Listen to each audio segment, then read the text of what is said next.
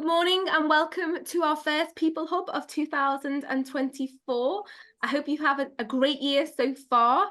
If you've not met me before, my name is Victoria Brown. I chair the People Hub events and I am also the founder of 1HR that proudly sponsors these events and also the People Hub community, which I'll tell you a little bit more about later on. So today I'm delighted that we are joined by Stephen Henry, who I will introduce shortly, who is going to talk about HR's role in building a sustainable organisation. I think this is really important if you are a HR professional or a business owner that has joined us today. What can we do to ensure that this sustainability is around the boardroom and we are doing something about it, and how can we drive that change? And I'm really looking forward to the session today. I have had a little sneak peek of the presentation and it does look really, really insightful. But before we do a hand over to Stephen, just if you've been before, you will know the drill now. We do encourage questions. There will be the opportunity at the end. We have got a Q&A session at the end for Stephen, so we can ask him questions. If you, by all means, you can put it in the chat box on Zoom, or if you take a picture of the QR code now, and I remember to do this, I always forget to do this. Take a picture, and then it will just take you to our Slido page. It's anonymous on here, so you can just pop your question in here. It will sort of put if people want to ask the same question, they can click on it, and I will be keeping an eye on this, and I will present these questions to Stephen at the end. And also happy Valentine's Day, everybody. I'm just having a little joke then. I actually didn't realise I put red on today. Clearly must have been in my subconscious because it's Valentine's Day. So thank you for joining us today. And I am gonna hand over to Stephen. I've known Stephen for several years now, worked with him and seen his business flourish, which is fantastic. So Stephen is the founder and co-founder and CEO of Positive Planet, and he has been in the sustainability sector for over 9 years now. So Stephen, I know you're going to tell us a little bit more about yourself. So if I hand over to you and you can share your screen and tell us all about sustainability. Right. Is that working for everyone? Yeah, perfect. Right. Okay, sorry about that, guys. Happy Valentine's Day. I think this is probably the most people I've had on a Valentine's Day date. So unusual start to the morning. Not what I thought I'd be doing on Valentine's Day, but really happy to have you all along here. I'm Stephen. I'm the co-founder of Positive Planet. I've been working in sustainability for about 10 years now. I still don't do everything I could. And I think this is really important because I think one of the things when I started in sustainability, there's a real feeling around this that you should be doing like everything or nothing, and that's really not the right way. You know, I do forget my bag for life. There's occasionally I buy bottled water when I shouldn't, and I try not to, and I try to do my best. But it is better that you do something rather than doing nothing. So if you don't take away anything other than that today, you know, just try doing something. And it's really important starting it at work as well, because that has a massive knock-on effect, much more than the things that we do at home. A little bit about us. So Positive Planet works with organisations pretty much of all sizes. We started off and launched because we wanted to provide really an end-to-end service for organisations right the way through that, what is quite a long journey to net zero. So everything from understanding your carbon footprint, how you reduce your emissions, and then how you engage your people, particularly in driving that change, because there is a lot of change within your organisation that's required on that journey to net zero. One of the things we're really big on is moving from intent to positive impact. And that's really critical in your sustainability program, because that's the thing that's going to make a difference. And I'll talk to you a little bit later about the challenges of delivering a sustainability program and where HR can really help and get engaged and involved. We work with a range of different organisations right across all sectors and all countries now as well. Some brands you probably recognise on there. Brewdog being one, CP Belfast Harbour ActionAid, and really it is multi-sector for us, and we can support you regardless of which sector and space you operate in. A few things we're going to run through. I'm going to give you a bit of background on what net zero is, because I think a lot of us don't really understand the terminology. I'm going to talk to you about the role of HR in delivering sustainability, and I'll take you through a few things you can do. And then we're going to finish off with some of those benefits of being a sustainable business. And I've got some links to some case studies and things that you can look at after as well. So what is net zero? Well, two different definitions. And the first one is an environmental definition. And this is really important. And this is about us actually being able to take out more CO2 from the environment than we emit. So the planet being able to balance the things that we do and being able to remove the emissions naturally. And that prevents the planet warming unnecessarily. And at the minute, we are off track. We are above our 1.5 degree target, which means we are going to see detrimental effects of climate change. And we can already see some of those things happening at home, some of the adverse weather we get, and some of things like increase in forest fires, wildfires, etc. in the UK. The business definition is closely linked to what was the Paris Climate Agreement, and that's been embraced in something called science-based targets. So this helps keep us on track against that sub 1.5 degrees of global warming. And it means for most organizations, you would need to achieve somewhere in the region of 90% decarbonisation by 2050. And that sounds like a huge amount, but it is actually quite achievable. And some of that's achievable in the quite short term. So I've got clients looking to achieve this anywhere from 2030 to 2040 are typical deadlines. Not necessarily all the way to 90%, but getting to the minimized emissions within their organization within that sort of time frame. So lots you can do. And for most organizations, you know, that max decarbonization, minimizing your emissions to a point where you can't go any further, is achievable in a relatively short term.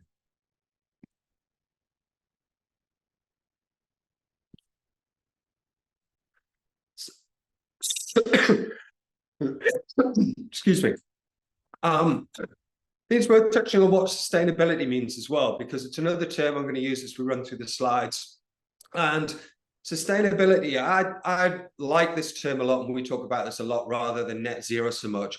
And this is about meeting our own needs without compromising the ability of future generations to meet their needs. So as a parent, you know, I want to leave the planet in a situation where my kids have an equally good lifetime and can thrive with the natural resources that we have in the planet.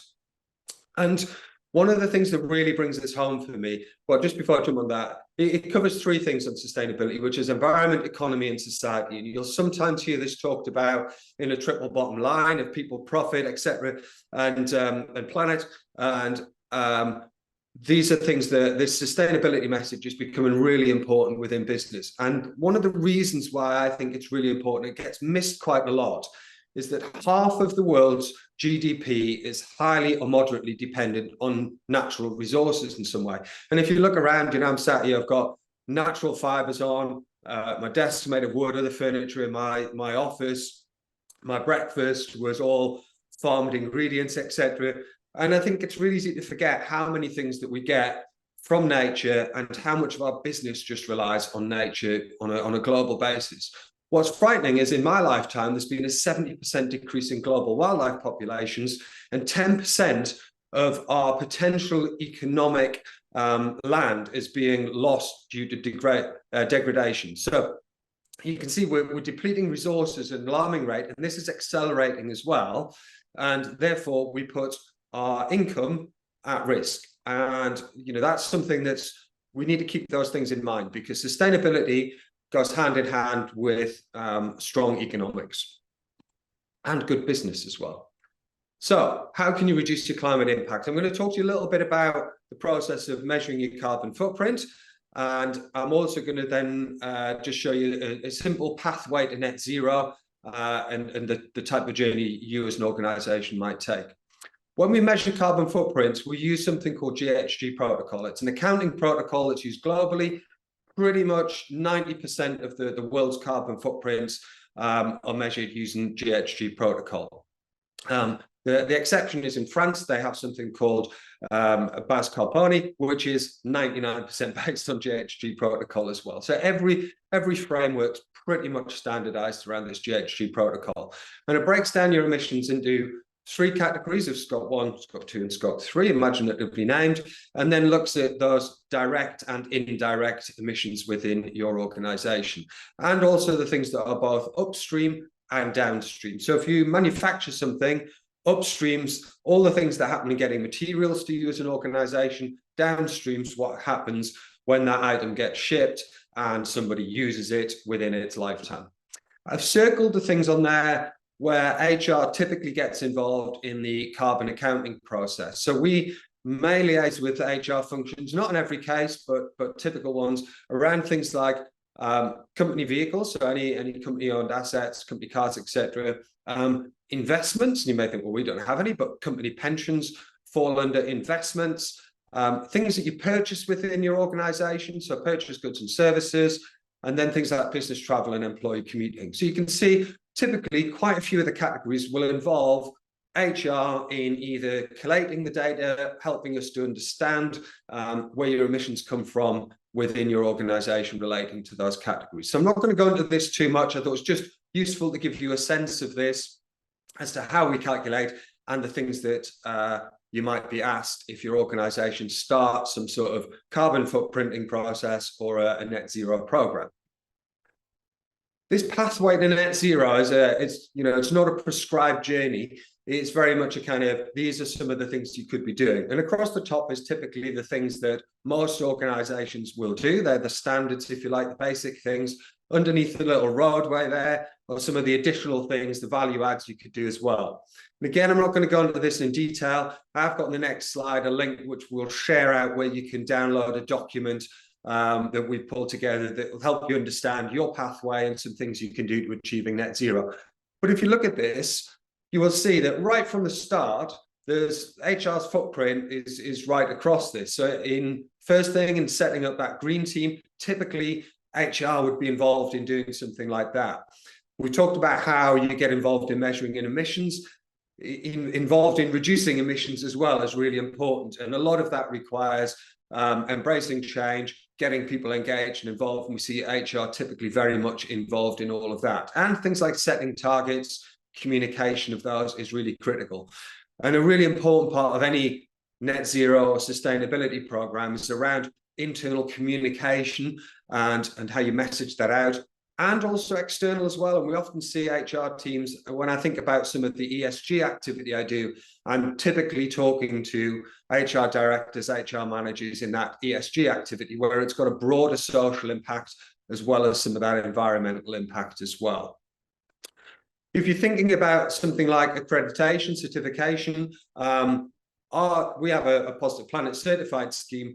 That doesn't require so much HR involvement, but if you look below the line there, things like B Corp, Good Business Charter, carbon literate, they're all things that would require HR to be involved because they will have other criteria that aren't just environmental sustainability. They're about other things you do within your organization as well. And the final one there, which is around mitigation, you might think, well, actually, how do we get involved in that?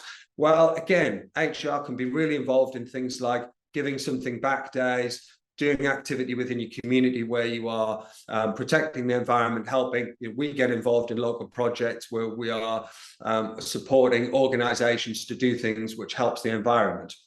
So right across the board there, HR can get really involved in all the activities involved in a typical pathway to net zero. So as I said, if you do want to if you do want to find out a bit more, we've got a free net zero roadmap guide, which you can download. We're going to share the slides out afterwards, so you get the link for that. I'm going to go into a bit more detail about HR's role in getting to net zero now, and just looking at some of the things that you can do. I just wanted to start with this, which I think is a really powerful message, in that 98% of sustainability programs fail to achieve their desired goals and objectives. And this came as a bit of a shock to me. And then when I started to look into the research a bit more, I found out which was another alarming statistic, which is actually 9 out of 10 business change programs fail to deliver on their desired goals and objectives. So sustainability is not unique in this. However, we are seeing a slightly worse performance in this. And there's a few things that drive this level of failure. One is around people not having the right skills and level of understanding around sustainability programs. 2 is really badly structured goals. So I see quite a few organizations saying we're going to get to net zero by 2030 and then trying to work out how they're going to get there. So putting out really big, bold, ambitious goals without a plan behind them is a really bad way of doing things. And that will typically lead to some sort of failure. Other things that happen then are around really bad communication. So it's something like 4 out of 5 sustainability programs fail to communicate to the actual people across the organization what they're trying to do and how they're going to get there. So it stays within the boardroom, and therefore people don't get engaged and involved in it. And we were with clients this week who were talking about a mismatch between leadership expectations and communication, or even at the management team not feeling they had the support and tools to go out and deliver on the sustainability programs. And then further down, people saying, I have no idea we're even doing this. So, there's things like that that will lead to failure, regardless of whether it's sustainability or any kind of business change program. But for some reason, a lot of organizations seem to do sustainability badly. And I think that's because people think it's something they can say, oh, we're going to do this, but they don't integrate it into their wider business strategy. So it's not part of something they're doing within the normal business planning process. It sits separately to it, and that's why it often gets passed over by business as usual activity or what deemed as being more important along the way. So what can you do about it? Well, I talked about that on that pathway slide about setting up a green team, and this is something HR can be really pivotal in doing, and it's a really good way of just kickstarting your sustainability program, is getting some well-intentioned volunteers within your organization. I think if you put out a call to arms for this, you'd be surprised how many people put their hand up and want to be involved in it. We find that this is always really oversubscribed, and people are really passionate about doing this within organizations. So a great place to start. Challenge often is that green team doesn't necessarily have the skills they need. So that one of the things I'd advise really is in upskilling that team once you start with them. So there's a bit of a step-by-step guide as to how you can get going if you're thinking about setting up a green team. And get that call to arms going, get people together, get some sort of meeting together, define roles and responsibilities, and a cadence to that. How often you're going to meet, get some sort of mission around it. I think then, looking at existing activities, things that you're doing, and trying to get an audit of that. Have you had some success already? What are the things that you've been doing? Start thinking about who's going to do stuff. Do you need additional people in satellite teams across specific functions, procurement, maybe HR, your finance teams, etc., having some of those sub teams. And then before you start doing anything, I'd really advise that you invest in some green learning. So upskill that team, make sure that they've got the skills that they need to deliver on some of the things that they want to do. And that can be in the form of something like carbon literacy training. We run climate awareness training as well. And we also do a green skills exactly for green teams as well. So we've got some specific training around this. Really important, collating the things that are getting some results and communicating that out as well. So momentum is really important with your green team. Moving on to sort of the measurement piece. You'll typically be heavily involved in travel emissions. So this is something that, typically can be done quite easily within most organizations. So we're either pulling together things like existing expenses data within your organization, or we'd be doing things like surveys. So really easy for us to support you with, and there's a lot of good tools out there to help you with both collating data on things like commuting and business travel, and also driving behavioral change as well. So they're things that we can help you with. But what you're looking to understand is essentially, how did somebody get from A to B? What mode of transport did they use? And we can then, there's tools you can use to calculate the carbon emissions associated with that. Flying will typically be worse than using a car, which is worse than using a train, and it is worse than not going at all and doing something like a webinar and removing the trip altogether. So it's about changing behavior or stopping doing something and replacing it with something better. Touched on this, the simple things you can do within your organization would be changing behaviors across business travel, switching to EVs within your fleet, or starting to look at things like car share programs around your commuting, launching things like cycle at work schemes. EV salary sacrifice is becoming really popular as well as electric vehicles become more prevalent. The employee engagement piece is absolutely critical. And, you know, I talked about that failure thing. Getting people involved in this is really important. And a key stat there that nearly 60% of employees say that organizations are not engaging their employees to help cut carbon emissions. And people get really frustrated by that because there's, you know, I think a lot of people are really passionate about this. And we see that about 8 out of 10 people are making sustainable choices in their purchasing at home, and therefore want to see some of those behaviors in the workplace as well. Sustainability is a cross-functional change program. You know, if you're going to deliver a net zero program, it will require a whole organization to be involved. And I think this is where HR can play a really critical role to ensure that successful delivery. I'll put a link on there to some content that we've got on our site around how you can engage employees. But again, things like what we see from things like carbon literacy training is when people attend a carbon literacy training program, they go, I really get this now, I understand it, and I'm really motivated to go and do something within the organization. So if you're struggling to understand where to get started, what to do, I'd really advise that, you know, you yourself come on one of our carbon literacy programs or attend a carbon literacy training program, and then think about how you could roll that out in the organization, because I guarantee you'll feel really motivated and really empowered at the end of that. One of the things I see of companies that do this really well, and we've just been talking to one of our clients this week about this, is they're an organization in the travel sector. They're going through a mass engagement program right through leadership team, management, the green team, and every employee in the organization will have some form of sustainability training before they kick off even their measurement piece. I've got other clients that do it the other way. They do measurement first and then start the engagement, which can be useful as well because you've got things like carbon emissions data to share, but engagement needs to come really early on. I think this is I push this a lot, that HR have a really key role to play in the success through this employee engagement piece. So lots you can do, but I think that drive engagement at the beginning of your sustainability program, do some form of training, make sure everybody's upskilled, especially your leadership team, and make sure that's embedded before you kick off with the activity. I touched on carbon literacy training. There's a lot of forms, different forms of sustainability training. We run a few different net zero courses.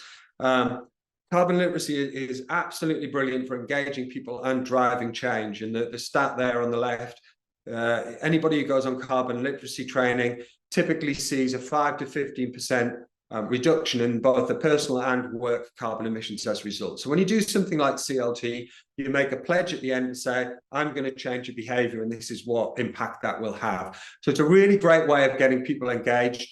And I think things like that pledge activity, I see some of our clients doing these pledge walls where everybody puts on something they're going to do as part of their commitment to sustainability. So really useful. CLT is a fantastic way of just kicking that off, and any form of training around that. The other thing about green skills, and people are typically motivated about what's in this for me rather than what's in this for the organization. So if you're looking to get people involved in this, great stat from LinkedIn at the beginning of the year, this is really current, really relevant, that jobs they are advertising at the minute where there are one green skill advertised within the role are typically commanding a nearly 30% higher salary than the workforce average for the same role. So green skills are in massive demand at the minute. They're in short supply. So if you can get people in your team, if you're looking for a way of getting them engaged, this is a great way to say, look, if you've got those skills, you'd be really attractive in the workplace. I feel a bit Martin Lewis-y when I start talking about pensions. This is a really powerful way of making a change. So your money is really important, and where you spend it, how you spend it, whether that's which banks you have your money invested with and that you use, but your pension is really important. So pretty much £1 in every 4 that you spend in your pension will go towards something that you may choose not to support: fossil fuels, arms, gambling, etc. If you want to find out more about this, I would suggest that you log on to something called Make My Money Matter. They're a brilliant not-for-profit organization who will talk to you much better than I can about the benefits of moving to sustainable pension and the tools around that. So link on there to Make My Money Matter. really advise that you go and look at this. And shifting your pension is 21 times more effective at cutting carbon than stopping flying, going veggie, and switching energy suppliers. So if there's one thing that you do today, go and look at your company's pension, find out if you're investing in things that you would choose to as an organization, and if not, make that switch. That stat on the left, I wanted to fact check that, but I think you'll find that, if you are thinking about, is this going to be good for business? Sustainable pensions perform typically better than their non-sustainable alternatives at the minute. So I'm not a financial advisor, I'm not going to tell you what to do. Do go away and have a look at this, but I think you'll find it's a good move both for your employees and you as your organization. Big stat there on that, 21 times more effective. And just some things, I think this really hits it home. What do you want to support as an organization? Tobacco, arms, fossil fuels, etc. Or do you want to do something that has a positive difference, such as clean energy, human rights, healthcare, reforestation, etc. So it feels like a really easy choice when you see it like that. Other things to think about: green employee benefits have become really important. Really interesting stat that in the next 5 years, 75% of the workforce will be millennials, and they are willing to take a pay cut to work for organizations that are purpose-driven. So they're looking to see that you're doing the right thing. So having things like green employee perks, things like cycle at work scheme, EV salary sacrifice, giving something back days where you can contribute are really good ways of engaging people who are more purpose-driven and less worried about potentially salaries that they're earning, and they want to do something that they feel is worthwhile within their organization. Just going to finish off with a few benefits. If you're wondering why is sustainability good for business or not, it's a really interesting bit of research done by the NYU Stern Center a few years ago, where they looked at 71,000 products, both marketed as sustainable and not. And the sustainable ones grow 6 times faster nearly than their non-sustainable counterparts. And if you want to look at this in some sort of real world terms, Unilever, their sustainable living brands are delivering 75% of the growth and growing nearly 7 times faster than the rest of their portfolio. So you can see that shift in our buyer behaviors is starting to translate through to good business. And this really kicked in massively post-COVID. A lot of us have really changed those behaviors. And that's why we're seeing more and more sustainable products and more sustainable marketing. Not always good, a bit of greenwashing sometimes, driving some of those growth of those products. I'm not going to touch on this too much given the time, but if you are looking for some benefits, there's both things like, attracting talent. I touched on that in the last slide. Better access to investment. People don't always think about this, but if you are looking for private equity funding, even a loan from a high street bank as a business, more and more you're going to be asked around sustainability criteria. Sustainability also doesn't have to be a cost. It can deliver significant savings. Our clients typically see a 3 times return investment just through things like reduced costs, stabilized overheads within their organization on their sustainability programs.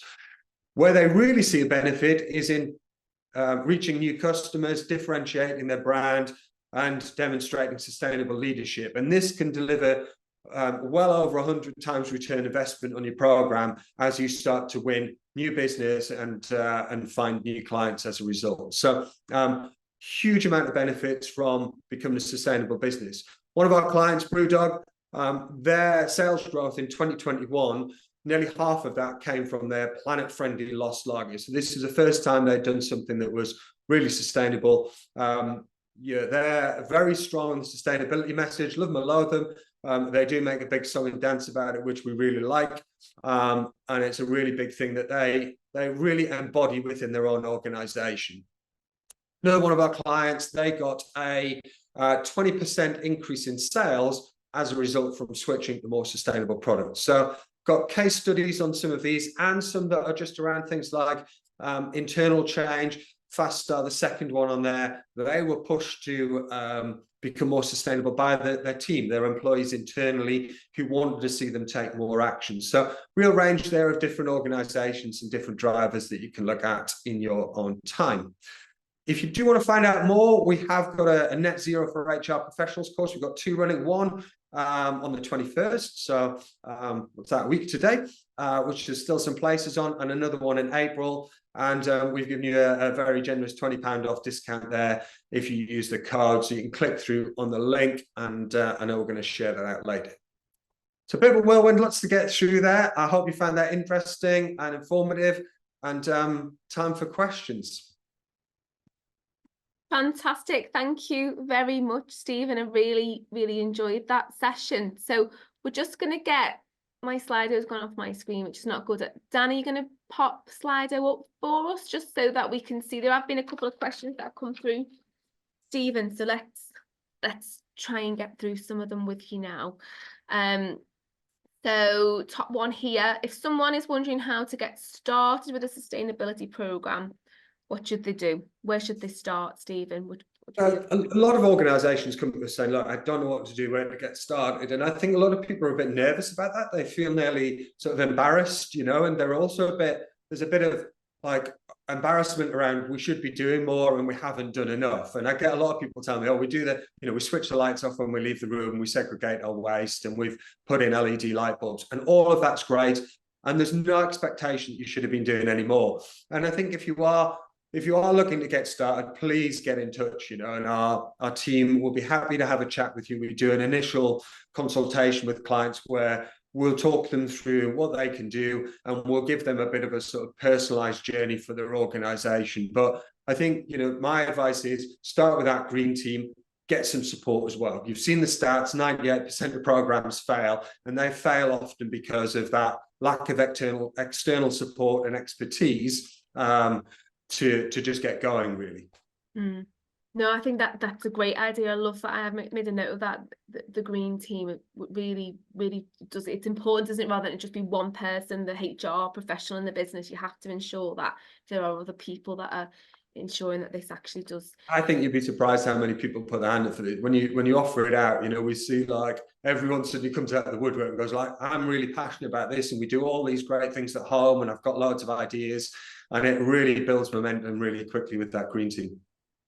Yeah, I'm smiling as well because I noticed that Dan from 1HR was making notes then. So I'm 100% know that Dan would definitely want to lead that green team, wouldn't you, Dan, in our business? Yeah, I think there's loads of external, you know, the social media benefits as well, you know, just like pictures of your green team, things that you're doing, and sharing some of that stuff. You know, we know that gets lots of likes and kudos, and, you know, it's just something different to talk about in your organization. Absolutely. And that links to the question here around someone's asked how can they get their CEO to seriously consider sustainability program. And I know you put the slide up with some of the benefits, but that is a challenge, particularly for HR professionals. Sometimes I think when somebody's, you know, up against it, I suppose, and really trying to hit profit margins, and then you're trying to put this on the agenda. Is there any sort of tips that you could give anyone of like how can they get this on, you know, at the boardroom and the CEO taking this seriously? Yeah, I think there's this misnomer that sustainability is not good for business, you know, and that somehow we're going to have to kind of, one, spend loads of money on it, and two, we're going to have to stop doing things, you know, in some way that drive the economic success of the business. And that's a real, you know, misconception. Those things don't have to be separate. And when I see organizations do this well and bring the sustainability together with strategy, one, there's a whole kind of leaner, cleaner, greener thing. And just, you know, typically sustainable businesses run efficiently and effectively, so they don't waste resources. You know, they operate, you know, in processes being really efficient and effective as well. So there's a return on investment there, and there's some sort of benefit from that. But I think you'd be surprised how many organizations can derive some sort of business benefit. What we're starting to see more of, and it's a really big thing this year, is greening of supply chains. So we're seeing a top-down approach from big companies starting to ask the supply chains to align with their net zero programs. Because when you go back to that slide I showed with the carbon footprinting process, you are also a part of somebody else's carbon footprint. So the products and services you provide will be in somebody else's carbon footprint. So when we work with a client, one of the things we end up doing is often talking to their supply chain to say, our client needs to understand the carbon footprint of the products, services you provide them.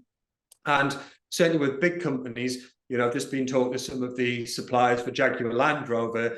We've got the same with a few of the big pharmaceutical companies where they're saying, you need to get aligned with this because we need you to deliver your part so that we can deliver on our goals. Because if you don't, we can't. And if you're not going to, we'll have to find somebody else who will, because we're bound by laws and regulations to get to our net zero targets. So we're starting to see that real emphasis in the supply chain. So it's starting to become both business risk and more positively business opportunity for organizations to get behind this. So we see organizations either being in a want to do, a need to do, or a have to do kind of camp. I want to do this because sustainability is part of our brand DNA. We need to do this because I see competitors acting, I'm seeing other people doing something, or I have to do it because my clients are asking, regulations affecting me, so, and that's coming to all of us at some point. So, my advice is act quickly and do this in your own time before you become pressured to do it. Because I probably get 1 in 10 to 1 in 15 clients who are saying, we have to do this because we're losing sales, or are being sort of put under some pressure by our biggest client to align with this in a short time scale. Yeah, and that's when you were talking earlier, I thought that would be probably the approach. It's wrong that has to be the approach, but that would probably be the approach I would take if sort of some organizations that are tendering or got large clients, that expectation. And at least then you get it on the table, don't you? It's important that you get that buy-in at the top so it can I think if you're tendering for business at the minute, I'd be really surprised if you're not seeing sustainability as a criteria in the bid and tender process, and the lowest I see is typically about 10% of scoring. Some of the local authorities now are over 30% of the scoring is against sustainability metrics. Things like NHS are upping that on a regular basis. So I see it across the board. It's rare I don't talk to somebody in certainly a B2B environment, and they say, yeah, we're being asked that question in the bid process, and actually we score really badly, and you're like, it's not a difficult thing to do, and we can really help you sort of raise your scoring quite quickly there.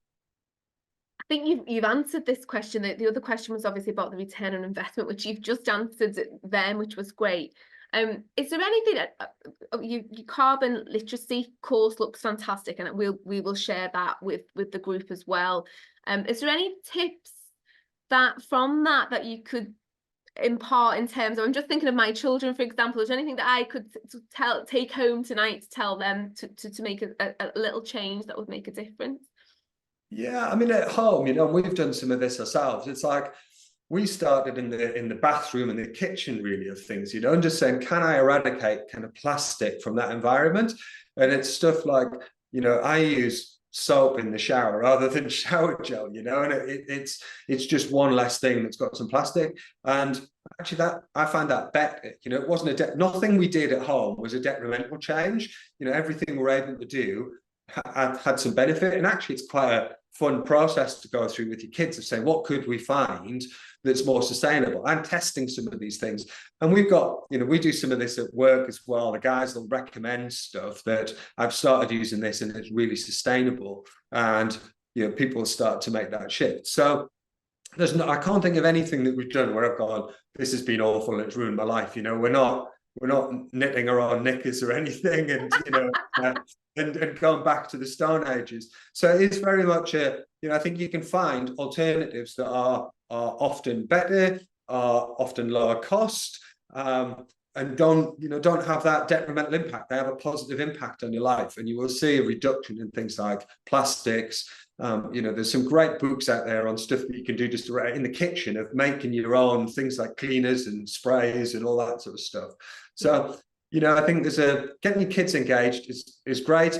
It's one of the things that, I think starting at work is really important as well, because that network effect, when you do things at work, people go away and have an impact in their personal lives as well. And that's why it's really important that businesses take action, because they can have a real leadership role and a real influencing role in driving change, much more than if we just do something under our own roofs, Yeah, no, absolutely. Well, Stephen, thank you so much for today. Pleasure. It's been a pleasure. We will share all of your information. This has been recorded as well, so anybody that's not been able to see it today, with it being half term, they will be able to watch it at a later date. And obviously, anybody that is in the group, please feel free to share it to your colleagues as well. Here is the if you scan that QR code as well, there are the course dates that are available from Stephen and his team, and obviously you will be able to get that discount as well, having attended peopleHUB, but we will share that as well, follow up and share that for you. Our next peopleHUB event, so here on the screen now is the QR codes for our community. If you are a member, that's fantastic. If you're new to peopleHUB today, it is exclusive. It's not, there's no charge for peopleHUB, but we do ask that you do have some responsibility of people within an organisation, whether that be HR professional, office manager, health and safety, business owner. It would really benefit you to be part of this community where we meet on a monthly basis and have events and fantastic speakers like Stephen that will talk to us about crucial areas of HR or health and safety. And we also do have that community where we do encourage people to network and to share best practice. So our next event is going to be next month. We have a lot of change that, as you have no doubt seen, lots of legislative change coming through. HR professionals are rushed off their feet right now. So we do have Kendall Hume, who is a very experienced HR consultant, who is going to join me to talk you through some of those changes and just maybe some of those changes that you need to make this year in that employment timetable. We do have quite a few changes coming through in April, so I think March would be a fantastic opportunity to look at that and get cracking. So thank you so much for your time today. We will send you through all of that information and the opportunity to register for the next peopleHUB. See you soon. Take care. Thank you.